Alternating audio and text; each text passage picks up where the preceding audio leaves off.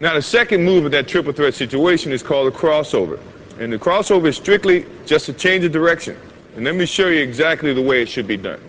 In protecting the basketball, you're jabbing with your right foot, and the defense sometimes react that way, and you want to change your direction. This is what most of the people do that's going to get called for traveling. In jabbing with this right foot, they get so quick, they go this way by moving their left foot, which is your pivot foot. That is traveling in any league.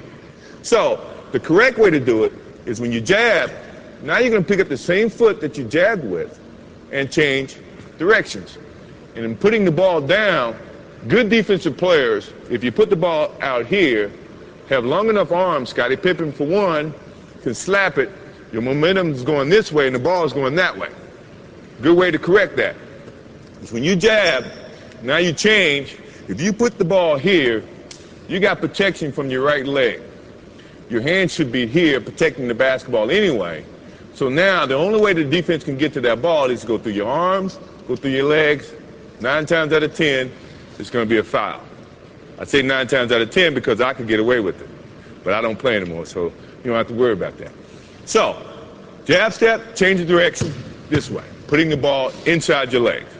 Now, the good thing about an offensive player is you got to be able to go both ways.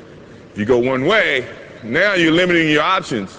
The defense is going to read that, and then they become more, I guess, have the advantage to try to limit your options. As an offensive player, you never want to limit your options. So when you're working on that move to do it this way, also do it that way. So now you can have two options. If my man is taking a defensive stance, the thing that I'm looking at right now is he's playing parallel. So now he's playing me to go either way, which is good. Which and also, to me, means all I have to do is give him a nice little fake this way. He's going to think and feel that that's the way I'm going. My change of direction is a little bit better to use when you see a guy with the parallel stance. Mainly because he doesn't know where you're going. So now you have so many options, you just try to use as many options as you can.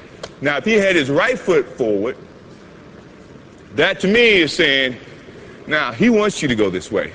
The last thing I want to do is go where the defense wants me to go. I want to go opposite. So this is when now he takes his step that way. The change of direction means he's got to pick up this foot and open, then slide to keep up to you as an offensive player. That takes more time than you taking that crossover and driving to the hole. So you have the advantage in that sense. Now, if he has his other foot up, this is what I was telling you about being able to go both ways. Now you can do the same thing and attack it this way. You see what I mean? So now he can't limit your options. So you should look, before you take your stance, look how the defense is playing you, and then decide which is your pivot foot, your right foot or your left foot, and then attack.